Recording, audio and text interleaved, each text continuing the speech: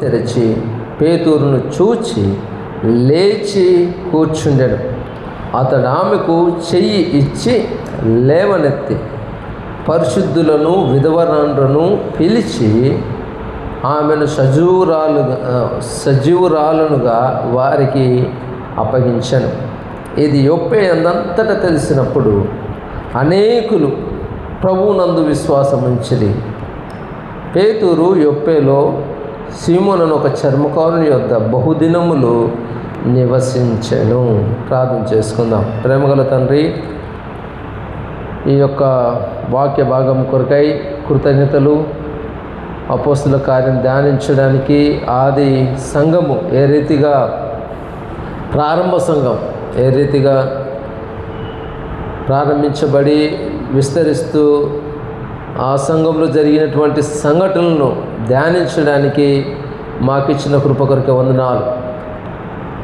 ఆది సంఘంలో ఉన్నటువంటి విశ్వాసము, నిరీక్షణలు, ఆశ్చర్య అద్భుత కార్యాలు ప్రభువా నేటి మా సంఘంలో కూడా నీ మహిమ కొరకు, అనేకుల రక్షణ కొరకు జరిగించమని విషయంలో ప్రార్థిస్తున్నాం.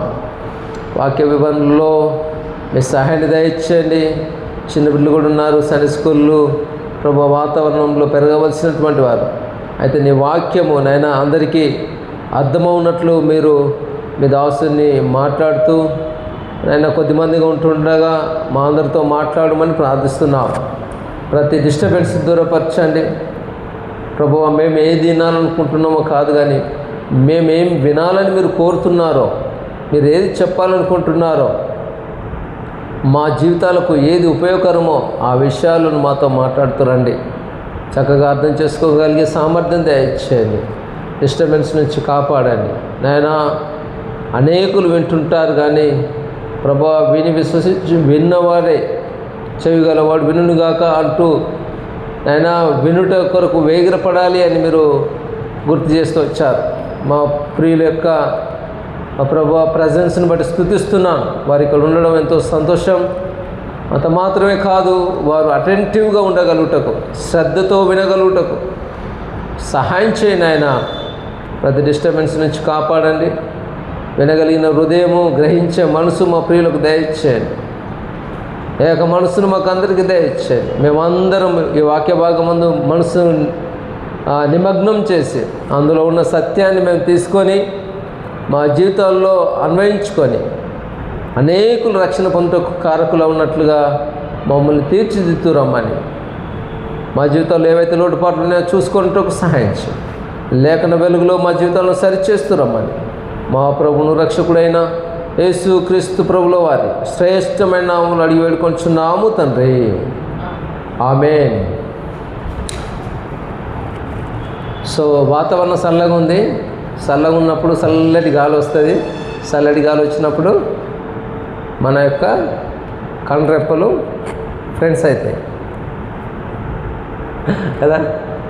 కాబట్టి అవి ఫ్రెండ్స్ కాకముందే మనం దేని యొక్క వాక్యం వేడివేడిగా ఆస్వాదిద్దాం. నేను సాధ్యమైనంత మటుకు త్వరగానే ముగించడానికి ప్రయత్నం చేస్తాను. ఇంకెంతసేపు అన్నట్టుగా నాకు చూడకండి, ఓకే? త్వరగానే ముగించడానికి ప్రయత్నం చేస్తాను. సో అపోస్తల కార్యం 9వ అధ్యాయంలో మనము ఎక్కడి వరకు వచ్చినామంటే, పేతురుతోటి నిన్న మనము లుద్ద అనే ప్రాంతానికి వెళ్ళాం. ఇప్పుడు లుద్దాలో నుంచి పేతురు కబురు పెట్టారు కాబట్టి పేతురు హఠాత్తుగా యొప్పేకి వచ్చాడు. కాబట్టి యొప్పే ప్రాంతంలో మనం ఉన్నాం. ఏ ప్రాంతంలో ఉన్నాం? యొప్పే. ఫిజికల్గా ఖమ్మంలో ఉన్నా సరే మన ధ్యానం అంతటా యొప్పే ప్రాంతంలో జరిగినటువంటి ప్రాంతానికి వెళ్తున్నాం. మనం మానసికంగా ఆడికి వెళ్తున్నాం. ఇది సూపర్ బుక్లో ఏం చేస్తారంటే, దాంట్లో ఒక రోబో ఉంటుంది, 2 పిల్లలు ఉంటారు. హఠాత్తుగా 14 సంవత్సరాలకు వెళ్ళిపోతారు, వెళ్ళిపోతారు. అక్కడికి వెళ్ళి ధ్యానం చేస్తూ ఉంటారు అక్కడేం జరిగిందని. అది అయిపోయిన తర్వాత మళ్ళీ వచ్చేస్తారు. ఇప్పుడు కాసేపు మనం యొప్పేకి వెళ్దాం, ఫ్రీ టికెట్. యొప్పేలో జరిగే సంఘటన కొద్దిసేపు చూసేసి వద్దాం. యొప్పేలో ఎవరున్నారని మనకు కనబడుతుందంటే తబిత అనేది అరమేక్ వర్డ్, అరమేక్ భాషలో ఆ పేరు. దాని యొక్క అర్థం గ్రీకులో ఏమని రాశారంటే, గ్రీకులో దోర్కా అంటే దుప్పి, లేడీ అని అర్థం. దోర్క అంటే దుప్పి లేదా లేడీ. పిల్లలందరూ గుర్తుపెట్టుకోవాలి. బాయ్స్ వింటున్నారా? ఎవరు ఈమె? ఎవరు? తబిత. తబిత అనేది ఏ యొక్క భాష పేరు? అది ఏ భాషలో? అది అరమిక్ భాష. పిల్లలు అటెంటివ్గా వినాలి. ఈ సండే స్కూల్ ఇదే, మీకు సండే వర్తమానం కూడా ఇది. ఎవరైతే ఎక్కువగా బైబిల్ నేర్చుకుంటారో వాళ్ళు అంతగా చెప్పగలుగుతారు, అంతగా నాలెడ్జ్ కలిగి ఉంటారు, అంతగా దేవునికి సమీపంగా ఉంటారు. సో తెలుసుకోవడం ఒక ఎత్తు అయితే, అది రెండవది మన జీవితంలో అన్వయించుకోవడం అనేది మరో ఎత్తు. కాబట్టి మొదట తెలియకపోతే మనం అప్లై చేసుకోలేము, తెలుసుకోవాలి. సో యొప్పే ప్రాంతం గుర్తుపెట్టుకోవాలి. మనం చదువుతున్నది పిల్లలు, ఎస్పెషల్లీ నేను పిల్లలు అని గుర్తుపెడుతున్నప్పుడల్లా మీరు మనసులో పెట్టుకోండి. మనం యొప్పే అనే ఒక ప్రాంతానికి వచ్చాం. యొప్పే ప్రాంతంలో ఒక స్త్రీ ఉంది. ఆమె ఎవరు అని అంటే తబిత. ఆమె పేరేం పేరు అంటే తబిత. తబిత అనేది అరబిక్ భాషలో ఉంటే, గ్రీక్లో ఏమని ఉందనేదంటే, గ్రీక్లో తర్జుమా చేస్తే దోర్కాస్ ఇంగ్లీష్లో. సో ఆ పేరుకు అర్థం ఏంటంటే దుప్పి లేదంటే లేడీ దుప్పి.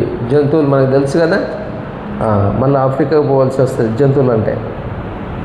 సో ఇక్కడ ఆమె గూర్చినటువంటి ఒక మాట ఏమని రాయబడిందంటే, ఆమె ఒక శిష్యురాలు. యేసు ప్రభు. ఎవరు శిష్యురాలు? Oh is the డిసైపుల్స్ని ఎవరంటాం? యోహాను సువార్త 13వ అధ్యాయం. యోహాను సువార్త 13వ అధ్యాయం తీయాలి. You have to make it fast. యోహాను సువార్త వాక్యాన్ని మనం చూసినప్పుడే వాక్యంలో ఉన్న సత్యం అర్థమవుతుంది. 13:34-35. 13:34-35.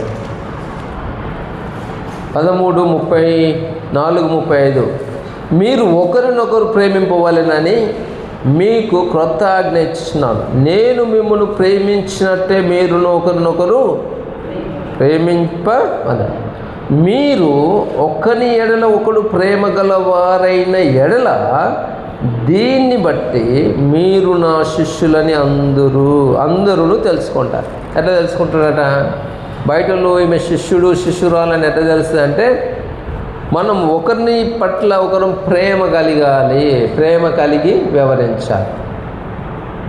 ప్రేమ కలిగి ఉండడం అంటే, ప్రేమలో మనకు ప్రేమ యొక్క వివరణ మనము కొరింథీ పత్రికలో చూసినప్పుడు సహనం ఉంటుంది. అంటే మనం ఒకరి మధ్యలో ఒకరు సహనాన్ని కోల్పోతుంటాం కదా. సో అక్కడ ప్రేమ కనబడుతుంది. సహిస్తున్నామంటే మనం ఏం చేస్తున్నట్టు? ప్రేమిస్తున్నాం. ఎస్, పిల్లలు చేసే చేష్టలన్నిటినీ తల్లిదండ్రులు సహిస్తారు. వాళ్ళు నష్టపరిచినా కూడా దాన్ని వాళ్ళే భరిస్తారు. అవమానం తెచ్చినా కూడా భరిస్తూ ఉంటారు. ఎందుకు? Because they love them. పిల్లల్ని ప్రేమిస్తున్నారు కాబట్టి వారు ఈ అన్నిటిని ఓర్చుకుంటారు. ఏమంటారు కదా, కడుపులో పేగులు కాళ్ళ కిందకు వస్తేది అంటారు కదా. మనం బయట వేసుకుంటే ఇచ్చేది పోద్దాన్ని చెప్పేసి. ప్రేమ ఉన్న కాడ దోషాలు క్షమించబడతాయి. దోషాలు కప్పిపెడతాం. అంటే కప్పిపెట్టడం మీన్స్ వాళ్ళ గురించి మాట్లాడడం. మనం ప్రేమించిన వ్యక్తి గురించి చెడగా చెప్తామా? మన అమ్మ నాన్న ఉన్నారు, వాళ్ళు మన పట్ల ఎంతగా కొన్నిసార్లు మనల్ని అన్నా కూడా మనం అందరికీ బయటికి వెళ్ళి బ్యాడ్గా చెప్పాం. ఎందుకంటే మన తల్లిదండ్రులు కాబట్టి. అలాంటి పిల్లలు ఎన్ని చేసినా సరే తల్లిదండ్రులు ఏం చేస్తుంటారు? వారిని ప్రేమిస్తే ఏం చేస్తారు? చెప్పరు బయటికి, వాళ్ళ గురించి క్షమిస్తారు.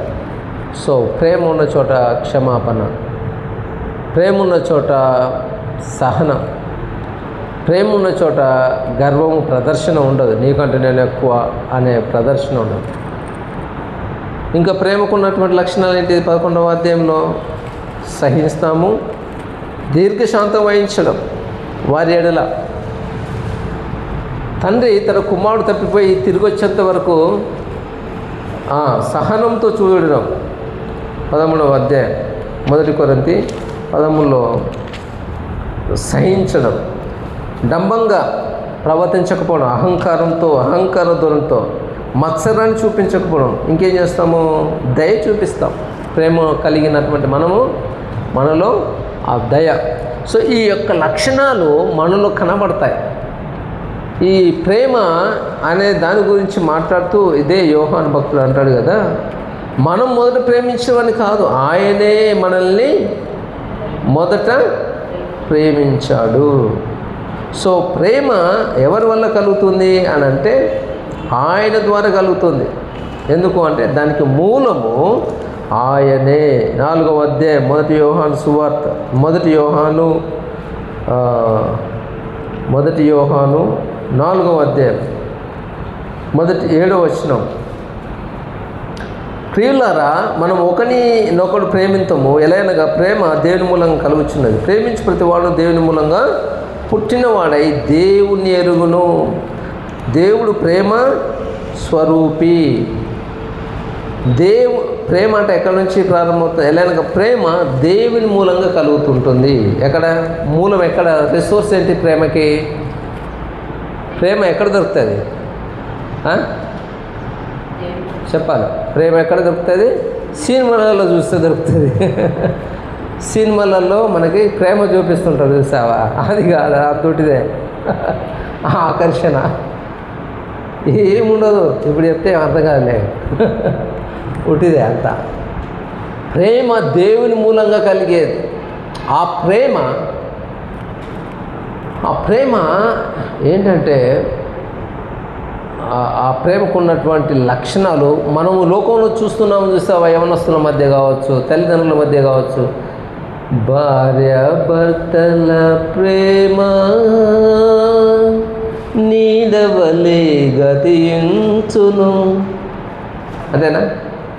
చూస్తుంటే గడిచిపోద్ది, ఎవరో ఒకరు పడకనే వెళ్ళిపోతారు. ఇంకెక్కడిది?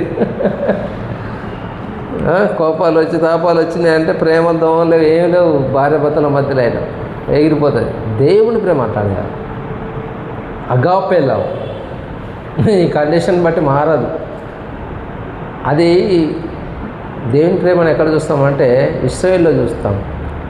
ఆయన బయటికి తీసుకొస్తే నువ్వు ఎవడరా నన్ను తీసుకొచ్చింది అన్నాడు, చూసావా? అప్పుడు చూపించాడు దేవుని ప్రేమ.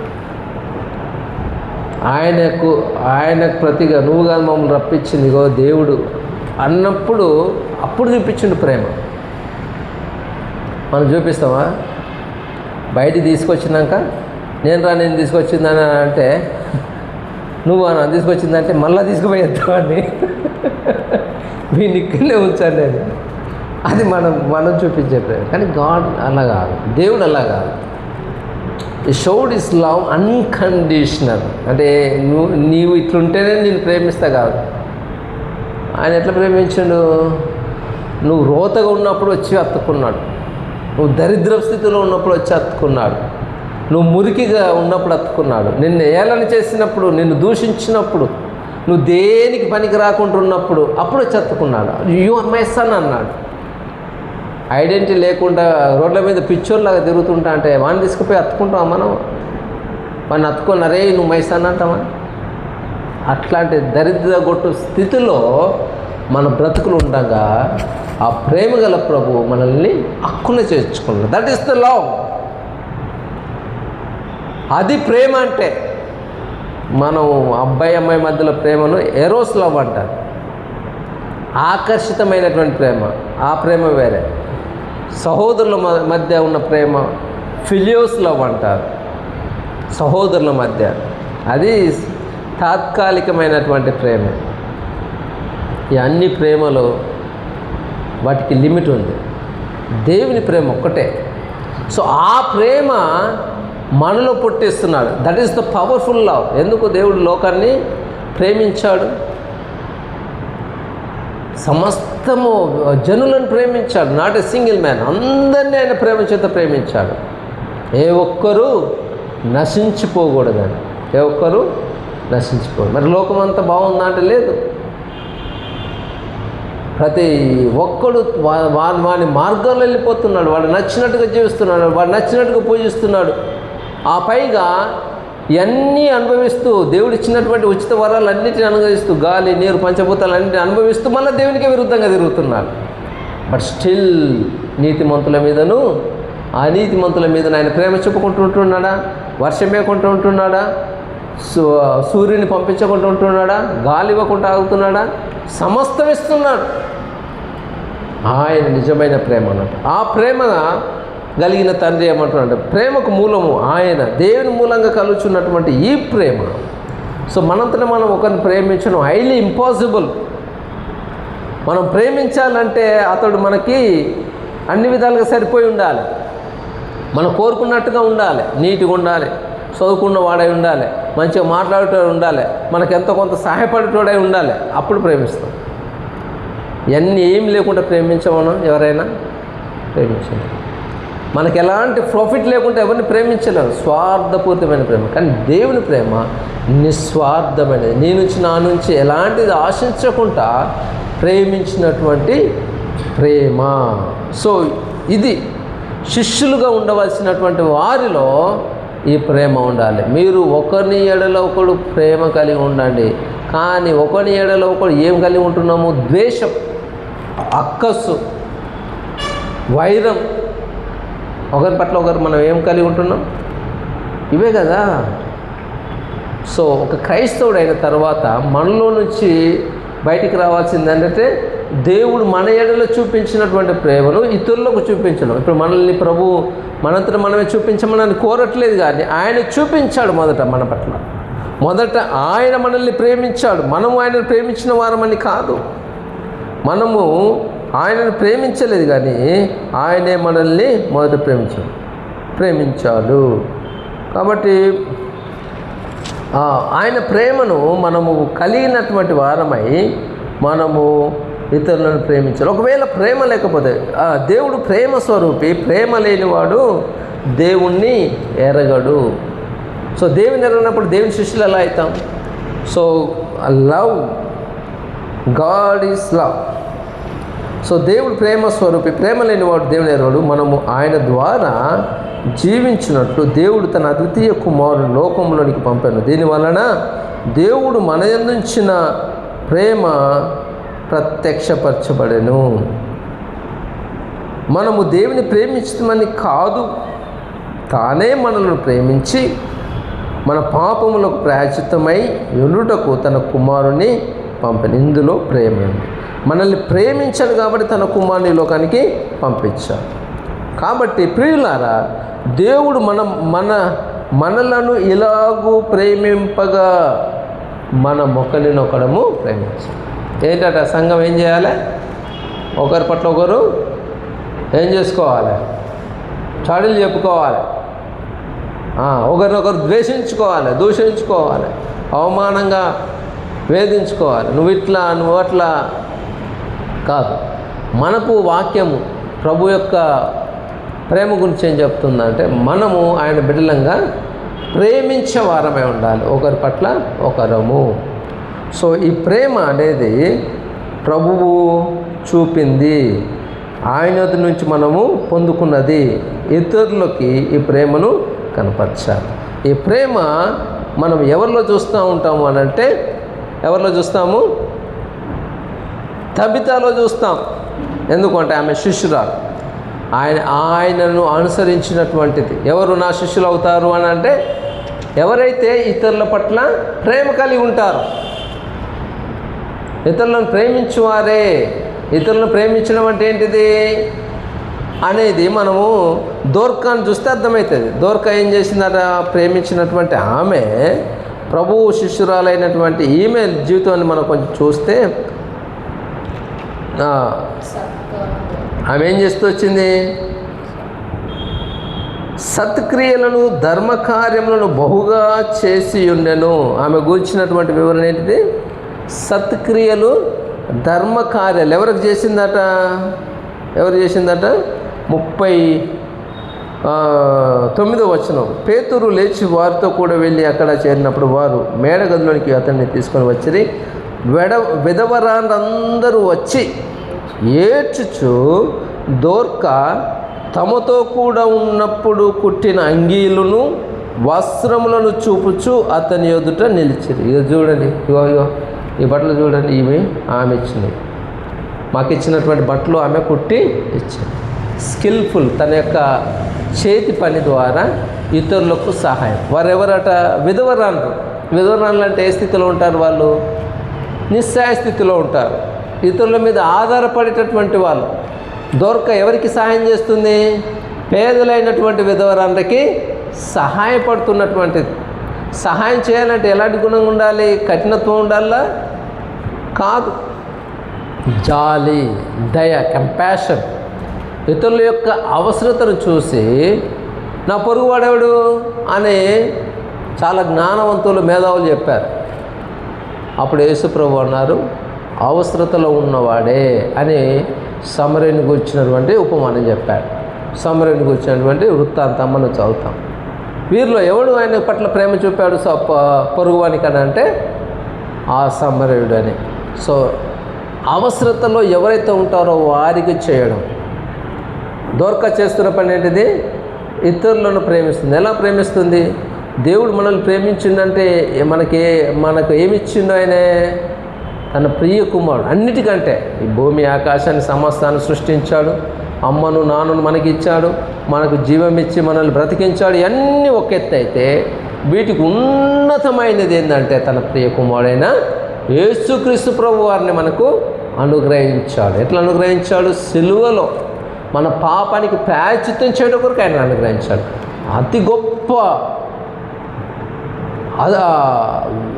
వెలకట్టలేనటువంటి బహుమానం ఏదైనా ఉందంటే అది ప్రభు అయిన యేసుక్రీస్తు వారిని దేవుడు మనకు అనుగ్రహించాడు. కాబట్టి ఆయన అలా అనుగ్రహించడం ద్వారా దేవుడు తన ప్రేమను వ్యక్తపరిచాడు. అలానే దోర్క తన ప్రేమను ఎట్లా వ్యక్తపరుస్తూ వచ్చింది? దయ చూపించడం ద్వారా, ఇతరులను కరుణించడం ద్వారా, కనికరించడం ద్వారా. ఆమె ఆ ఇరుగు పొరుగు వారికి తనకు దేవుడిచ్చినటువంటి స్కిల్స్ తోటి, నైపుణ్యాలతోటి పనులు చేసుకుంటూ పేదవారికి సహాయపడింది. ఇది మనము ఒక క్రైస్తవంలో ఉండే లక్షణం. అంటే క్రీస్తుని అనుసరిస్తున్నటువంటి వారు ఇతరులకు చేయకుంటున్నారు. ఇక్కడ క్వశ్చన్, మనము క్రీస్తు బిడ్డలంగా మనం అందరికీ తెలుసు, క్రీస్తునందు మనము క్రీస్తు లేనప్పుడు కఠినులం, క్రీస్తు యొద్దకు వచ్చినప్పుడు కనికరింపబడినటువంటి వారం, కనికరం చూపవలసినటువంటి వారు. కనికరించువాడు ధన్యుడు. ఎవరు? దేవుని రాజ్యంలో ఉన్నటువంటి వ్యక్తులు ఏం చేయాలట? కనికరం గలవారు ధన్యులు, వారు కనికరం పొందుతారు. మనం కనికరించబడ, మనం కనికరించబడ్డ వారము ఇతరులను కనికరించాలి. మన నుంచి దేవుని యొక్క గుణలక్షణాలు, మనల్ని దేవుడు ఎందుకు చేసుకున్నాడు? ఈ లోకంలో రాజులైన యాజక సమూహంగా ఎన్నిక చేసుకున్నాడు. ఆయన గుణాలను ప్రచురపరిచే వరంగా. ఆయన గుణం ఏంటిది? కనికరం. కనికరం ఎక్కడ మనం పొందుకున్నాము, కనికరింపబడ్డాం. మనం ఏం చేయాలి ఇప్పుడు? కనికరాన్ని ఇతరులకి చూపించాలి. మనం పడ్డామా? ఇతరుల ఏడలు మనకు కనికరం చూపుతున్నావా, కఠినత్వం చూపుతున్నావా? దయ, జాలితో ఇతరుల పట్ల మనం వ్యవహరిస్తున్నామా అనేది మనము ప్రశ్నించుకోవాల్సినటువంటి అంశము. సో మన క్రైస్తవులం అయ్యాం, క్రీస్తునందు నూతన సృష్టి. అందుకనే ఎఫెసీయులకు రాసిన పత్రిక 2వ అధ్యాయము 10వ వచనం. ఎఫెసీయులకు రాసిన పత్రిక 2వ అధ్యాయం 10వ వచనం చదవండి. 2వ అధ్యాయం 10వ వచనం. కృప ద్వారా రక్షించబడ్డాం. 2వ అధ్యాయం 10వ వచనం. మరియు వాటి యందు మనము నడుచుకొనవలెనని దేవుడు ముందుగా సిద్ధపరచిన సత్క్రియలను చేయుటకై క్రీస్తు యేసునందు సృష్టించబడిన వారమై ఆయన చేసిన పని అయి ఉన్నాము. మనము క్రీస్తు యేసునందు ఎందుకు సృష్టించబడ్డాము అయ్యా అంటే, ఎందుకు సృష్టించాడు మనల్ని? క్రీస్తులో నూతన సృష్టిగా ఎందుకు చేశాడు అని అంటే, ఆయన క్రియలు చేయడానికి. క్రియల వలన నీతిమంతులుగా తీర్చబడం. Very clear. విశ్వాసమును బట్టి, కేవలం ఆయన సిలువలో చేసిన త్యాగాన్ని నమ్మడాన్ని బట్టి మనం రక్షించబడ్డాం. ఏదో క్రియలు చేస్తే మనం రక్షించబడలేదు, క్రియలు చేస్తే మన పాపాలు పోలేదు, క్రియలు చేస్తే మనం నీతిమంతులుగా తీర్చబడలేదు. అయితే విశ్వసించడం ద్వారా నీతిమంతులుగా తీర్చబడ్డాం. ఆయన శిలువ కార్యాన్ని బట్టి ఉచితముగా నీతిమంతులుగా తీర్చబడినటువంటి మనము ఎప్పుడైతే క్రీస్తు నూతన సృష్టి అయ్యామో మనం ఏం చేయాలట? క్రియలను చేయాలి, మంచి క్రియలు చేయాలి, సత్క్రియలను చేయాలి. మనం సత్క్రియలను చేసేవారంగా ఉండాలి. సో కాబట్టి ఈమెలో మనం చూస్తూ ఉంటాం, సత్క్రియలు చేసే స్త్రీగా మనము చూస్తూ ఉన్నాం. క్రీస్తునందు నూతన సృష్టిగా చేయబడినటువంటి మనము సత్క్రియలు చేయవలసిన వారమై ఉన్నాం. నిన్ను నన్ను నూతన సృష్టిగా ఎందుకు చేశాడు అంటే సత్క్రియలు చేయడానికి చేశాడు. మనం దేవుని యొక్క పని అయి ఉన్నాం. దేవుడు మనల్ని ఎందుకు క్రీస్తునందు సృష్టించుకున్నాడంటే క్రీస్తునందు నూతన సృష్టిగా మనల్ని ఎందుకు చేశాడంటే ఆయన యొక్క పర్పస్ ఏంటిదంటే మనము మంచి క్రియలు చేయడము, for the good works. God's purpose ఏంది? మనల్ని క్రీస్తునందు నూతనపరచడము, మంచి క్రియలు చేయడానికి. సో ఇది ఎప్పుడు జరిగింది అని అంటే ముందుగానే మనం రక్షించబడక మునిపే దేవుని యొక్క ప్లాన్ అయి ఉంది.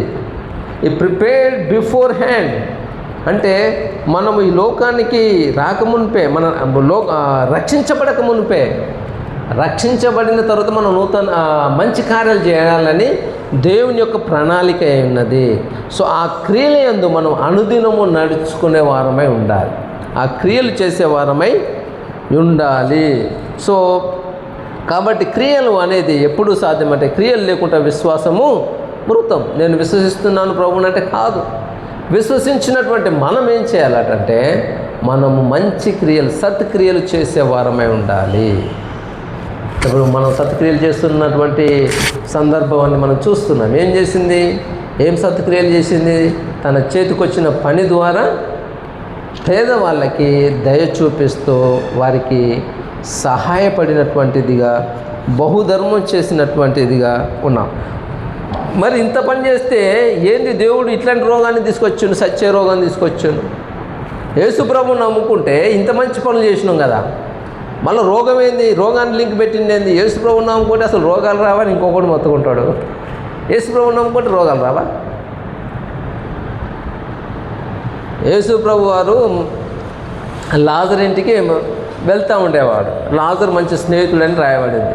మరి యేసుప్రభు వారు అంతగా ప్రేమిస్తున్నటువంటి ఆ కుటుంబం, ఆయన వెళ్ళినప్పుడల్లా ఆ మరియమ్మ, ఆ మార్త వాళ్ళు ఆయనతోటి సమయం స్పెండ్ చేస్తూ, మార్త అయితే ఇక కిచెన్లోకి అంకితమైపోయి పనిచేసి ఆయనకి మంచి మంచి భోజనాలు పెడుతుంటే వాళ్ళ ఇంట్లో ఆయన చచ్చిపోవడేంది? ఆయనకు రోగం రావడం ఏంది కదా? రాకూడదు కదా యేసుప్రభు నమ్ముకుంటే. కొంతమంది అంటారు యేసుప్రభు నమ్ముకుంటే మీ ఇంటికి ఏది రాదు. ఎంత పశ్చాబద్ధం అది! యేసుప్రభు నమ్ముకుంటే అప్పులు పోతే అది కాదు. దానికంటే మించి మనకు మరణమే లేదు యేసుప్రభు నమ్ముకుంటే. అంటే భౌతికమైన మరణం గురించి కాదు, నిత్యమైన మరణం. మన ఆత్మకు నిత్య మరణం అంటే నరకం వైపు వెళ్ళేదాన్ని నిత్య మరణం అంటారు. మనకు నిత్య జీవం, దాని కొరకు మన ప్రయాస ప్రాకులాట ఆయన దగ్గరికి వచ్చి కూర్చొని నేను మొత్తుకునేది అందుకే, మీరు వినేది అందుకే. మనం ఆయనతో ఉంటాము, యుగ యుగాలు ఉంటాము అన్న నిరీక్షణతో ఆయన దగ్గరకు వస్తున్నాం. లేకపోతే మనకు యేసుప్రభు అవసరమే లేదు. బోల్డని దేవతలు ఉన్నారు మనకి. ఇక్కడ ఎక్కడ నిశ్చయత దొరుకుతుంది ఏంటంటే క్రైస్తవం యొక్క యూనిక్నెస్ ఏంటంటే, దీని యొక్క ప్రత్యేకత ఏంటంటే పునరుద్ధానం.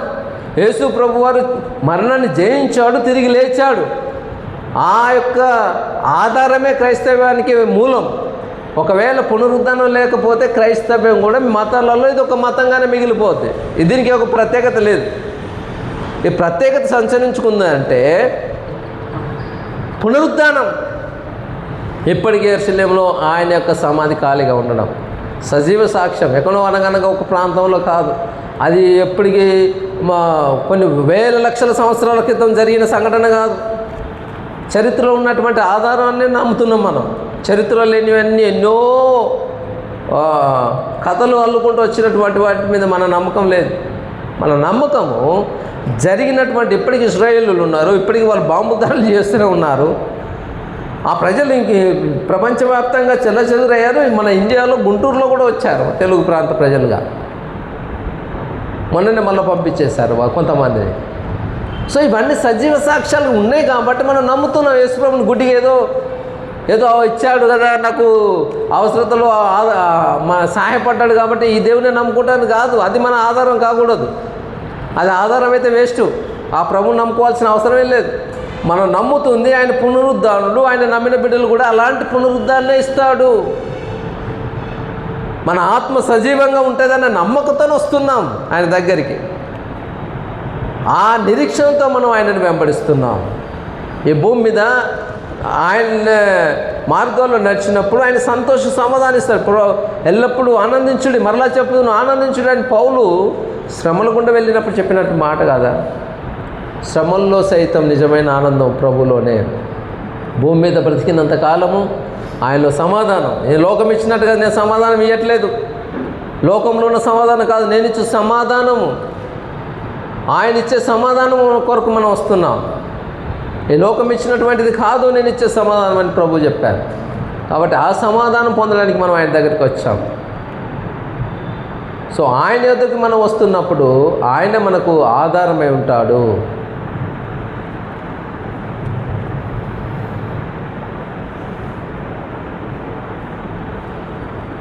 కాబట్టి ఆయనను విశ్వసిస్తున్న మనము ఆయన నమ్మికతోటి మనం ఆయనను వెంబడించవలసిన వారం విన్నాం. కాబట్టి అపోస్తల కార్యము మనము చూసినట్టుగా ఈ మంచి క్రియలు చేయడం అనేది చాలా ఇంపార్టెంట్ మన జీవితంలో. యేసుక్రీస్తు నమ్ముకున్న తర్వాత మనము ఏం చేస్తూ ఉండాలి? క్రియలు లేకుండా, సత్క్రియలు చేయకుండా మనము దేవుని మత్తయి సువార్త మహిమపరచలేము. ఈ దినాల్లో మహిమపరచడం అంటే మైకు పట్టుకొని గట్టిగా పాటలు పాడడము, అరవడము, గంతేయడము, లైటింగ్లు పెట్టి, స్మోకింగ్ పెట్టేసి, పెద్ద కటౌట్లు పెట్టేసేసి, సూపర్ డూపర్ హీరోలలాగా వ్యక్తులను తీసుకొచ్చేసి నాట్యం ఆడితే ఆరాధన కాదు. అదొక డ్యాన్సు, అదొక రకమైనటువంటి క్లబ్ లాంటిది. అసలైన ఆరాధన దేవుని మహిమపరచడం అంటే 16వ వచనం 5వ అధ్యాయం, మనుషులు మీ సత్క్రియలు చూచి పరలోకమందున్న మీ తండ్రిని మహిమపరచాలి. మనము చేసే క్రియలు బట్టి దేవునికి మహిమ కలుగుతుంది. మహిమ అంటే ఎట్లా కలుగుతుంది? ఆయనకి మహిమా నీకే ప్రభువా, నీకే మహిమా నీకే అంటే కాదు. అది దానికంటే ఎక్కువగా మనం చేసే క్రియలు బట్టి తండ్రి అయిన దేవునికి మహిమ.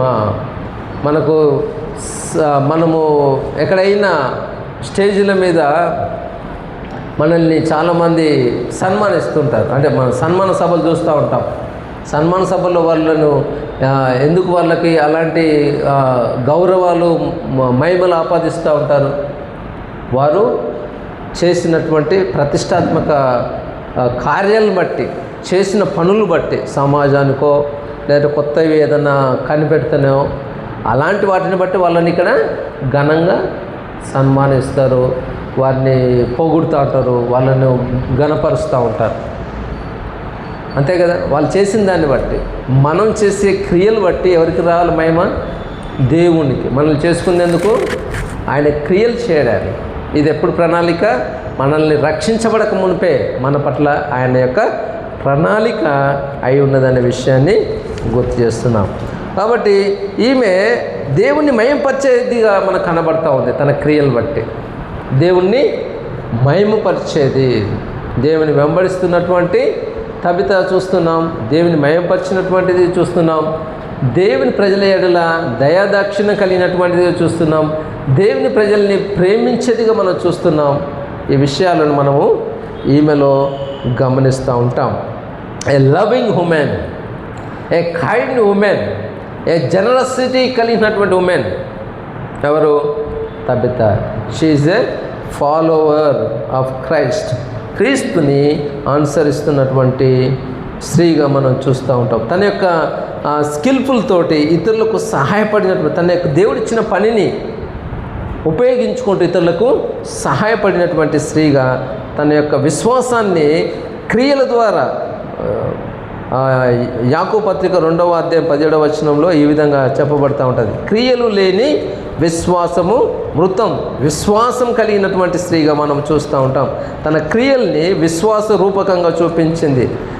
క్రియలు లేకుండా మనం విశ్వాసాన్ని కనపరచలేం. కాబట్టి ఈమె 2వ అధ్యాయం 17వ వచనంలో యాకోబు పత్రిక. అలాగే విశ్వాసము క్రియలు లేనిదైతే అది ఒంటిగా ఉండి మృతమైనదగును.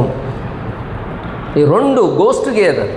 క్రియలు లేకుండా విశ్వాసం అనేది మనం నమ్మలేం. నాకు విశ్వాసం ఉందని చెప్పుకున్న ప్రతి ఒక్కరు ఏం చేయాలట? క్రియలు చేసేవారే ఉండాలి. నేను క్రీస్తునందు విశ్వాసం ఉంచానంటే మన యొక్క క్రియలు బట్టే మనం ఎవరమో తెలుస్తూ ఉంటుంది. నువ్వు శిష్యుడు అయి ఉంటే నీలో నాలో క్రియలు ఉంటాయి. నువ్వు శిష్యుడు కాకపోతే నీలో నాలో ఏముండవు, క్రియలు ఉండవు. టైం ఎంత అవుతుంది బట్టి?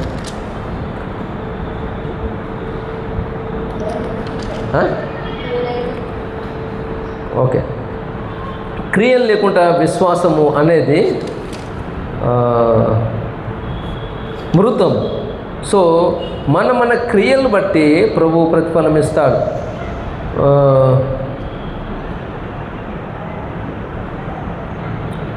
మన యొక్క ప్రవర్తన దానికి ప్రతిఫలం ఉంటుంది అనే విషయాన్ని మనము గుర్తించుకోవాలి.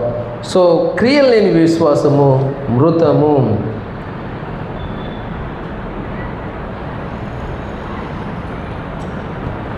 మొదటి యోహాను 3వ అధ్యాయం 17-18 వచనంలో మనము ఇంతకుముందు చూసినట్టుగా మొదటి యోహాను 3:15, మొదటి యోహాను 3:17, 3:17-18. ఈ లోకపు జీవనోపాధి గలవారై ఉండి తన సహోదరునికి లేమి కలుగుట చూచియు అతని ఎడల ఎంత మాత్రమును కనికరము చూపని వాని యందు దేవుని ప్రేమ ఎలాగూ నిలుచును. సో ఈ లోకపు జీవనోపాధి గలవాడై ఉండి, నీకు ఉద్యోగం ఉండి నీ సహోదరుడు ఉన్నాడు కదా నీ సంఘంలో, వానికి లేమి అంటే అతనికి ఉద్యోగం లేక సఫర్ అవుతున్నటువంటి వ్యక్తి, లేదు అనాథ అయి ఉండొచ్చు, లేదు విధవరాలై ఉండొచ్చు. So unemployed, struggling to survive life, అలాంటి వాళ్ళని చూసి నువ్వు సహాయపడకపోతే, నువ్వు కనికరించకపోతే నీలో దేవుని ప్రేమ ఎలా ఉంటుంది? దేవుని ప్రేమ అంటే చూపించాలి కదా. దేవుడు నీ ఎడలో చూపించాడు. నీవు క్రీస్తులో నూతన సృష్టి అయితే నువ్వు దేవుని ప్రేమను చూపిస్తావు. అది మన యొక్క రక్షణకు, రక్షించబడ్డవనానికి సూచన. నీలో క్రియలు కనబడితే నీలో విశ్వాసం ఉన్నట్టు, నీవు రక్షించబడ్డట్టు, నువ్వు నూతన సృష్టి అన్నట్టు. మన క్రియలు లేకపోతే మనలో విశ్వాసం లేదు. ఏముంది? నామమాత్రం భక్తి ఉంది, పేరుకు మాత్రమే జీవిస్తున్నానని ఉన్నా కానీ నీవు మృతుడవే. అందుకనే ఈ క్రియలు అనేది మనము ప్రకటన గ్రంథంలో చూసినప్పుడు ఏముంటుందంటే, మాటికి ప్రభువారు అంటారు, నీ క్రియలను నేను ఎరుగుదును, నీ క్రియలు నేను ఎరుగుదు. 2వ అధ్యాయం 3వ వచనం, నీ క్రియలను, నీ కష్టం, నీ సహనం నేను ఎరుగుదును. అలానే ఇది ఎఫెస్లో ఉన్న సంఘానితో మాట్లాడతాడు. 8వ వచనంలో స్మరణ సంఘంతో మాట్లాడుతూ ఉంటాడు. అలానే మనకి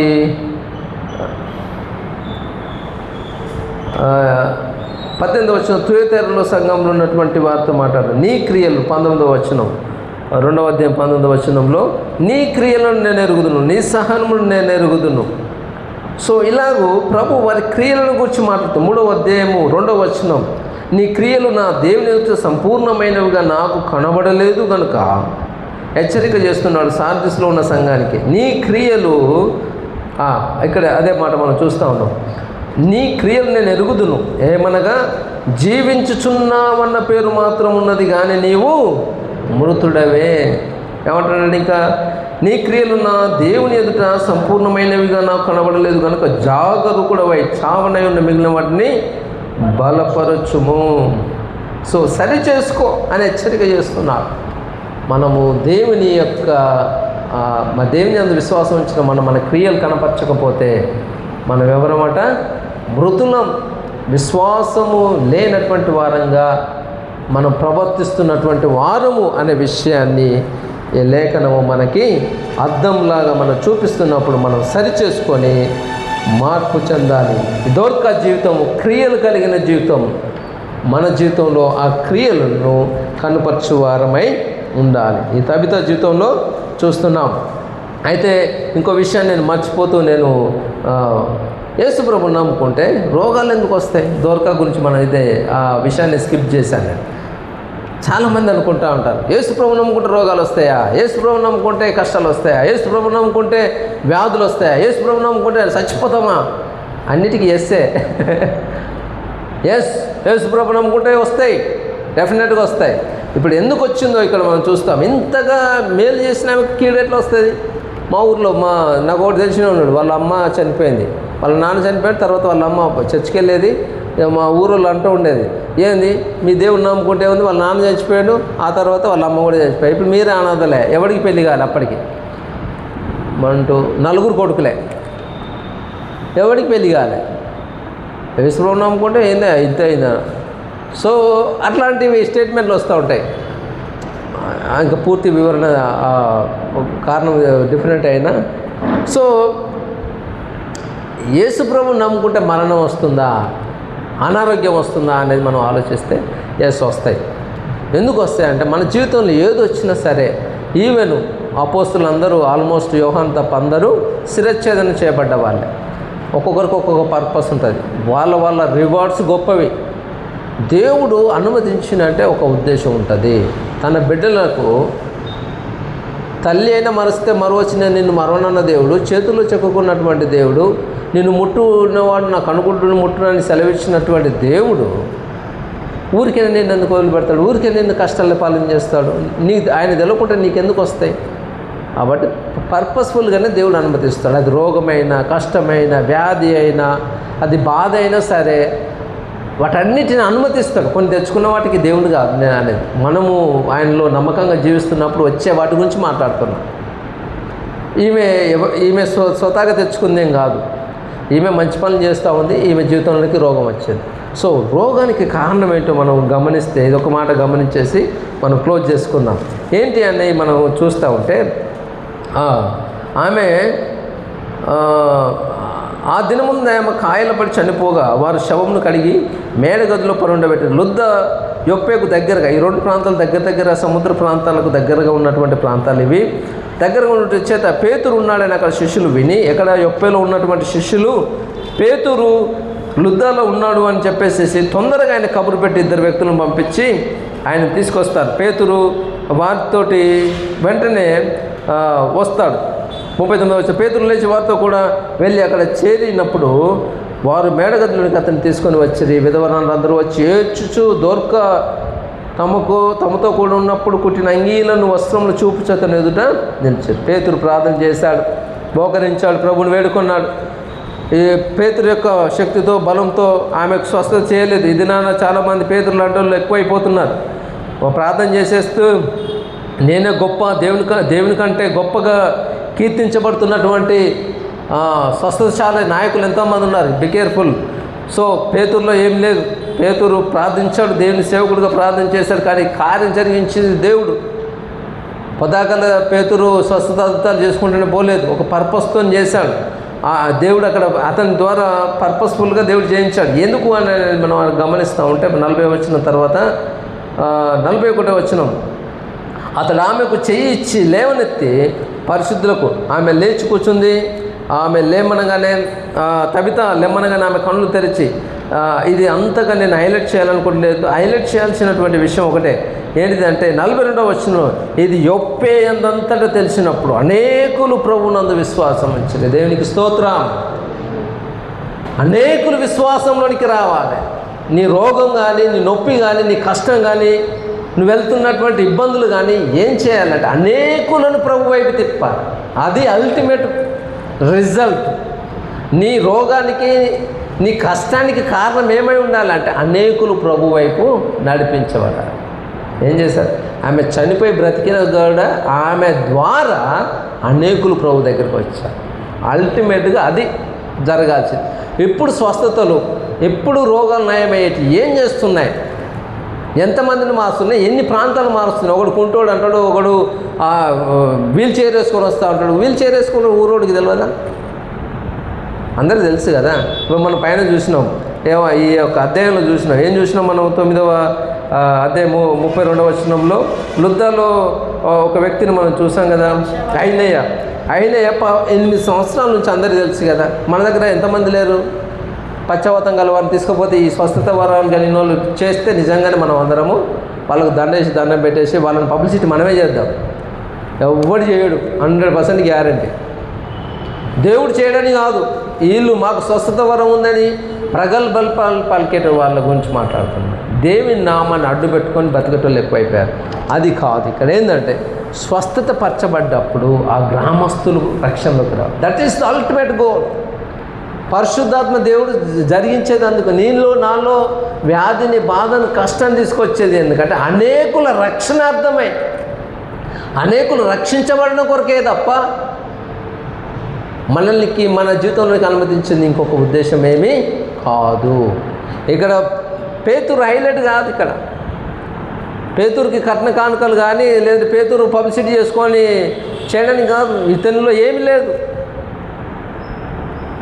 సో ఆయన సామాన్యమైనటువంటి వ్యక్తి, కానీ అసామాన్యమైనటువంటి పనిని చేస్తూ దేవుని యొక్క ఉద్దేశంలో పనిచేస్తున్నాడు కాబట్టి ఆయన ఈ కార్యాన్ని చేశారు. సో అల్టిమేట్గా మన జీవితంలో యేసు ప్రభువుని మనం వెంబడిస్తున్నాం. మన జీవితంలో కష్టాలు వస్తాయి, యాక్సెప్ట్ చేద్దాం. శ్రమలు వస్తాయి, దావీదు మొరపెట్టినట్టుగా మొరపెడదాం. అవమానాలు వస్తాయి, నిందలు వస్తాయి, మొరపెడదాం. రోగాలు వస్తాయి, ప్రభు వైపు చూద్దాం. దాని ద్వారా అనేకులను దేవుడు రక్షించడానికి కారణమవుతుంది. మాకు రావు అనేది తప్పుడు బోధ. మన జీవితంలో దేవుడు అనుమతిస్తాడు అనేది సరైన బోధ. అనుమతించినప్పుడు ఒక ఉద్దేశంతో దేవుడు అనుమతిస్తాడు అనేది సరైన బోధ. దోర్కా ఇంత మంచి వ్యక్తి, యేసు ప్రభువును వెంబడిస్తున్నటువంటి వ్యక్తి, అనేకులకు మేలు చేస్తే ఎవరు కీడు తలబెట్టింది? ఎందుకు ఆమె చనిపోవాలి? ఎందుకు ఆమెకు రోగం రావాలి? అనేకులు రక్షించబడండి. ఆమె బ్రతకడం ద్వారా అనేకులు ప్రభు వైపు తిరిగి నెంబర్ లేదు అక్కడ. అనేకులు అంటే చాలామంది, 1000 మంది అని చెప్పవచ్చు. ఆ ఊరంతటా తెలిసిపోయిందట, ఆ పట్టణం అంతా తెలిసిపోయింది. మన మరణము అనేది,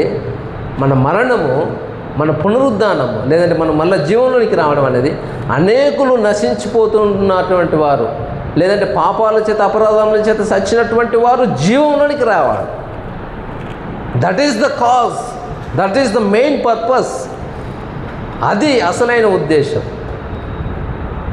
సో మనం కూడా అలాగ ప్రభు కొరకు జీవిద్దాం. ఆమెలాగా మనం కూడా మన జీవితాల్లో రక్షించబడిన మనము విశ్వాసంలో నిలబడదాం. విశ్వాసం కలిగిన వారంగా క్రియలు చేద్దాం. మనకు దేవుడిచ్చిన చేతి పనుల ద్వారా ఇతరులకు సహాయపడేటట్టుగా మనం ఉందాం. అనేకులు ప్రభు కొరకు రక్షించుకుందాం. ఆ ఉద్దేశం కొరకే నిన్ను నూతన సృష్టిగా చేశాడు. క్రీస్తు నన్ను నూతనంగా చేసింది ఆ పర్పస్. మర్చిపోకూడదు ఆ పర్పస్. నీ కొరకు బ్రతకడం కాదు, నీవు నీ సొత్తు కాదు, నువ్వు వెలపెట్టే కొనబడినటువంటి వాడవు, కొనబడిన దానవు, నువ్వు ఆయన బిడ్డవు, నువ్వు స్వకీయ సంపాద్యం. నన్ను ఎన్నిక చేసుకుంది, రక్షించుకుంది ఆయనకు ప్రతినిధులుగా ఉండడానికి, ఆయనను ప్రచురించే వారిగా, ఆయనకు సాక్షులుగా, బూదిగంతముల వరకు సాక్షులుగా ఉండడం కొరకే. కాబట్టి ఈ విషయాలను మనం మనసులో పెట్టుకుందాం. ఈ పునరుద్ధరణ దినాన ప్రభు నేను ఏ విషయంలో సంధిస్తూ, ఏ విషయంలో హెచ్చరిక చేశాడో, మన క్రియలు ఎలా ఉన్నాయో, మృతమైన వారంగా ఉన్నామో పరీక్షించుకుందాం. ప్రభు బలిలో చేయవేద్దాం. మనము ఆ ప్రభువుని వేడుకుందాం. అందరూ తల మూసుకొని